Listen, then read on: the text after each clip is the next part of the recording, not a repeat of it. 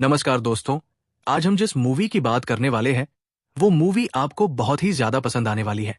Gifted साल 2017 में release हुई एक ड्रामा कॉमेडी मूवी है जिसे IMDb ने 7.6 की रेटिंग दी है। गिफ्टेड बेसिकली एक 7 साल की बच्ची मैरी एडलर के ऊपर बेस्ड है, जो कि अपनी उम्र से काफी ज्यादा डेवलप माइंड की है और वो फिलहाल अपने मामा फ्रैंक एडलर के साथ रहती है, क्योंकि मैरी एडलर की मां काफी पहले ही मर चुकी है।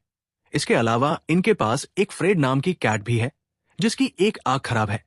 दोस्तों, फिल्म की शुरुआत फ्रैंक एडलर के घर से होती है, जहां मैरी एडलर अपने मामा से बोलती है कि उसे आज स्कूल नहीं जाना, लेकिन फ्रैंक चाहता है कि मैरी स्कूल जाए ताकि वो बच्चों के साथ घुल मिल जाए, जिस वजह से फ्रैंक जबरदस्ती मैरी को स्कूल भेज देता है।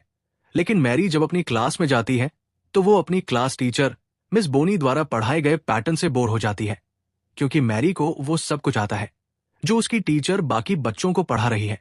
जिसके बाद मैरी अपनी टीचर से बोलती है कि आप बच्चों की तरह क्यों पढ़ा रही है, जिस पर मिस बोनी बोलती है कि अच्छा, तुम्हें ऐसा लगता है तो इस क्वेश्चन को सॉल्व करके दिखाओ। जिसके बाद मैरी टीचर द्वारा दिए गए क्वेश्चन को आसानी से सॉल्व कर देती है। फिर मिस बोनी को रियलाइज होता है कि मैरी एक टैलेंटेड बच्ची है जो मैथ्स के क्वेश्चन को आसानी से सॉल्व कर सकती है। लेकिन मिस बोनी अपनी सेटिस्फेक्शन के लिए मैरी से और भी हार्ड क्वेश्चन पूछती है, जो कि एक हायर क्लास के क्वेश्चन होते हैं, लेकिन मैरी उन्हें भी आसानी से सॉल्व कर देती है। ये सब देखकर मिस बोनी सरप्राइज हो जाती है। जब सभी बच्चे घर चले जाते हैं तब मिस बोनी फ्रैंक एडलर के बारे में गूगल पर सर्च करती है, लेकिन उन्हें फ्रैंक एडलर से रिलेटेड कुछ नहीं मिलता। बट उन्हें फ्रैंक एडलर की सिस्टर यानी कि मैरी एडलर की मां के बारे में पता चलता है, जो कि एक बहुत बड़ी मैथमेटिशियन थी जिन्होंने हाल ही में सुसाइड की थी। ये सब देखकर मिस बोनी और भी ज्यादा शॉक हो जाती है। इसके बाद मिस बोनी फ्रैंक एडलर से मिलने का फैसला करती है और उस बार में चली जाती है जहां फ्रैंक एडलर रोज ड्रिंक करने के लिए आता है।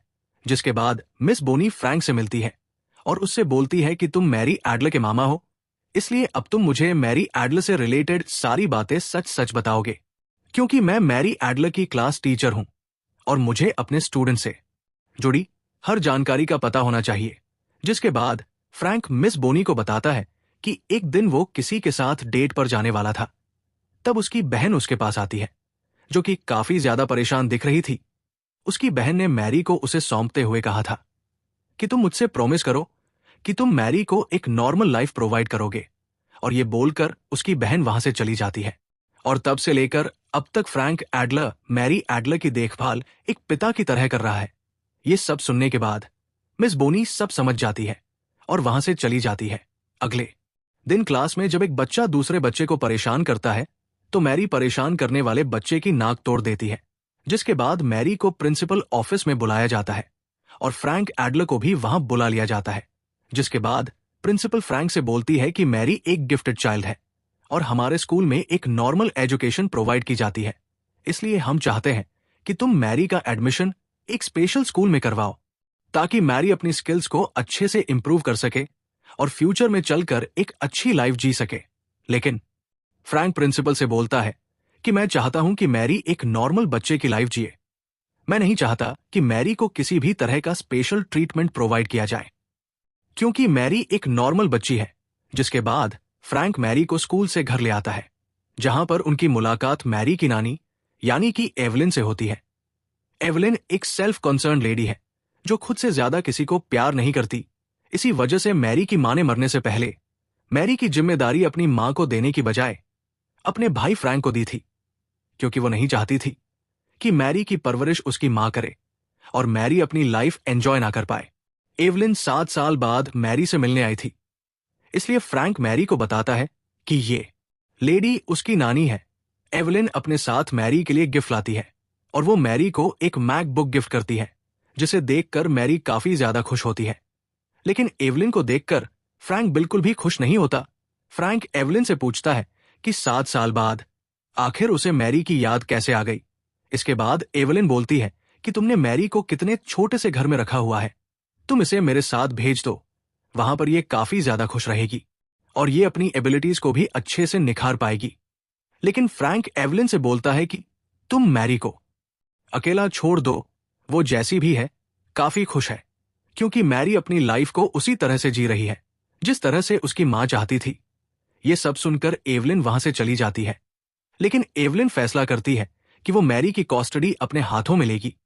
इसके लिए वो फ्रैंक के साथ एक मीटिंग भी फिक्स करती है, जिसमें वो फ्रैंक से बोलती है कि मैरी को मेरे पास भेज दो ताकि मैं उसकी अच्छे से परवरिश कर सकूं और वो भी अपनी मां की तरह एक मैथमेटिशियन बन सके। लेकिन फ्रैंक एवलिन को मैरी की कस्टडी देने से मना कर देता है, क्योंकि वो नहीं चाहता कि मैरी को किसी भी तरह का स्पेशल ट्रीटमेंट प्रोवाइड किया जाए और मैरी को ऐसा फील कराया जाए कि वो एक स्पेशल चाइल्ड है। फ्रैंक की बातें सुनकर एवलिन गुस्सा हो जाती है और वो गुस्से में फ्रैंक से बोलती है कि मैरी की कस्टडी तो मैं ही लूंगी और अब ऑफिशियली कस्टडी को हासिल करने के लिए मैं तुम्हें कोर्ट तक लेकर जाऊंगी। जिसके बाद फ्रैंक एवलिन से बोलता है कि तुम्हें कोर्ट जाना है, तुम जाओ, लेकिन मैरी की कस्टडी तुम्हारे हाथों में नहीं जाने दूंगा। इसके बाद अगले सीन में हमें कोर्ट रूम दिखाया जाता है। कोर्ट में दोनों साइड के लॉयर मैरी की कस्टडी के लिए जज के सामने अपनी अपनी दलीलें पेश करते हैं, लेकिन फ्रैंक का लॉयर जज को बताता है कि मैरी की मां डायना ने मरने से पहले मैरी की कस्टडी फ्रैंक को दी थी। वो अगर चाहती तो मैरी की कस्टडी अपनी मां यानी कि एवलिन को दे सकती थी, लेकिन वो भी इस बात को अच्छे से जानती थी कि मैरी की परवरिश एवलिन से बेहतर उसका भाई फ्रैंक कर सकता है। अब दोनों साइड की दलीलें सुनने के बाद जज दोनों को मौका देता है कि वो अपने इस मैटर को शांति से सॉल्व करे, लेकिन एवलिन का वकील बोलता है कि किसी भी नतीजे पर जाने से पहले फ्रैंक के घर जाकर यह देखना चाहिए कि मैरी जिस वजह रहती है क्या वो जगह उसके रहने लायक है या नहीं। ये सुनने के बाद जज बोलता है कि 2 दिन के लिए मैरी को एवलिन के पास भेजा जाएगा और एवलिन जब चाहे मैरी से मिल सकती है। इसके बाद एवलिन मैरी को अपने साथ ले जाती है और एवलिन मैरी को अपने साथ एक मैथमेटिशियन के पास लेकर जाती है, जिसके बाद वो मैरी से एक सवाल पूछता है, लेकिन मैरी बोलती है कि वो इसका जवाब नहीं जानती। जिसके बाद एवलिन गुस्से में मैरी को वहां से ले जाती है। फिर मैरी बोलती है कि वो उस क्वेश्चन इसलिए सॉल्व नहीं कर सकती थी क्योंकि वो क्वेश्चन ही गलत था।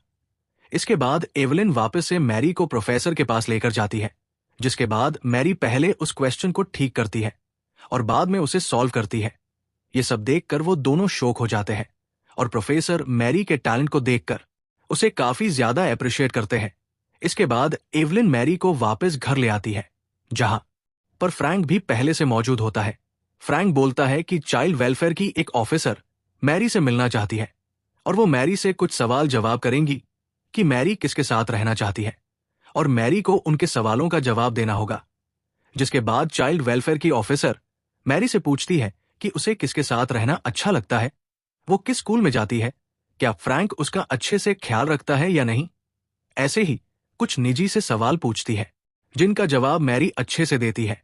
अगले सीन में हमें फिर से कोर्ट रूम दिखाया जाता है, जिसमें लॉयर एवलिन से सवाल करता है कि क्या एवलिन और उसकी बेटी डायना के बीच का रिलेशन अच्छा था, क्या डायना अपनी मां एवलिन के साथ खुश थी। जिसके बाद एवलिन बताती है कि डायना अपना ज्यादातर समय मैथ्स के क्वेश्चन को सॉल्व करने में बिताती थी। जिसके बाद वकील बोलता है क्योंकि तुमने उसका चाइल्डहुड उससे छीन लिया, वो कभी अपनी लाइफ उस तरह से नहीं जी पाई थी जिस तरह से वो जीना चाहती थी। इसी वजह से डायना आज इस दुनिया में मौजूद नहीं है और अगर मैरी की कस्टडी भी तुम्हें दे दी जाती है तो तुम मैरी के साथ भी वही करोगी। जिसके बाद एवलिन का लॉयर फ्रैंक के ऊपर सवाल खड़े करते हुए कहता है कि फ्रैंक भी अपने काम की वजह से ज्यादातर आउट ऑफ टाउन ही रहता है, जिस वजह से वो भी मैरी को प्रॉपर टाइम नहीं दे पाता, इसलिए मैरी की कस्टडी फ्रैंक को भी नहीं मिलनी चाहिए। अब कोर्ट के द्वारा कोई भी कंक्लूजन न निकलने की वजह से एवलिन का वकील फ्रैंक के वकील के साथ एक इक्वल एग्रीमेंट करने की बात करता है और वो बोलता है कि जब तक मैरी 12 साल की नहीं हो जाती तब तक मैरी को फोस्टर केयर सेंटर भेज देते हैं और जब वो 12 साल की हो जाएगी तब मैरी खुद या डिसाइड कर पाएगी कि उसे किसके साथ रहना है। वो एवलिन के साथ रहना चाहती है या फिर फ्रैंक के साथ। अब फ्रैंक का वकील यही सब चीज फ्रैंक को बताता है, लेकिन फ्रैंक मैरी को किसी भी फोस्टर केयर सेंटर में भेजने से मना कर देता है। वो कहता है कि वो मैरी का ख्याल खुद रख सकता है, लेकिन वकील फ्रैंक को बताता है कि अगर फ्रैंक ने मैरी को फोस्टर केयर सेंटर नहीं भेजा और गलती से भी मैरी की कस्टडी एवलिन को मिल गई तो फ्रैंक हमेशा के लिए मैरी को खो देगा। जिसके बाद वकील बताता है कि फोस्टर केयर की जो फैमिली मैरी को अडॉप्ट करेगी वो फैमिली भी तुम्हारे घर से सिर्फ 25 मिनट की दूरी पर है। तुम जब चाहो वहां पर जाकर मैरी से मिल सकते हो। और मैरी को एक नॉर्मल स्कूल में पढ़ाया जाएगा ताकि मैरी को एक नॉर्मल लाइफ मिल सके। और वकील के इतना समझाने के बाद फ्रैंक मान जाता है और मैरी को फोस्टर केयर फैमिली के पास भेज दिया जाता है। लेकिन मैरी वहां जाकर रोने लगती है और वो फ्रैंक से बोलती है कि उसे सिर्फ फ्रैंक के साथ ही रहना है। लेकिन फ्रैंक अपना दिल मजबूत करके मैरी को वहां छोड़कर चला जाता है। अब क्योंकि फ्रैंक एक बोट मैकेनिक था, तो जब एक दिन वो अपनी बोट को ठीक कर रहा था, तब बोनी वहां पर आ जाती है और वो मैरी के बारे में पूछने लगती है। लेकिन फ्रैंक मैरी के बारे में सोचकर दुखी हो जाता है और वो बोनी को मैरी के बारे में ज्यादा कुछ नहीं बात पता। इसके बाद अगले दिन फ्रैंक मैरी से मिलने का फैसला करता है और वो उसी घर में पहुंच जाता है जहां पर मैरी को अडॉप्ट किया गया था। लेकिन मैरी के अडॉप्टेड फादर फ्रैंक को मैरी से मिलने के लिए मना कर देता है। वो बोलता है कि मैरी तुमसे मिलना नहीं चाहती, जिसके बाद वो गुस्से में अंदर चला जाता है और वो देखता है कि मैरी पूरे घर में कहीं भी मौजूद नहीं है। फिर फोस्टर मदर बताती है कि मैरी उनके गेस्ट हाउस में है, जिसके बाद फ्रैंक गेस्ट हाउस में चला जाता है जहां पर वो देखता है कि एवलिन किसी मैथ टीचर के साथ मिलकर मैरी को मैथ्स की प्रैक्टिस करा रही है, जिसे देखकर फ्रैंक को बहुत गुस्सा आता है। फ्रैंक दोनों ट्यूटर को वहां से जाने के लिए बोल देता है, जिसके बाद मैरी भी गुस्से में वहां से चली जाती है।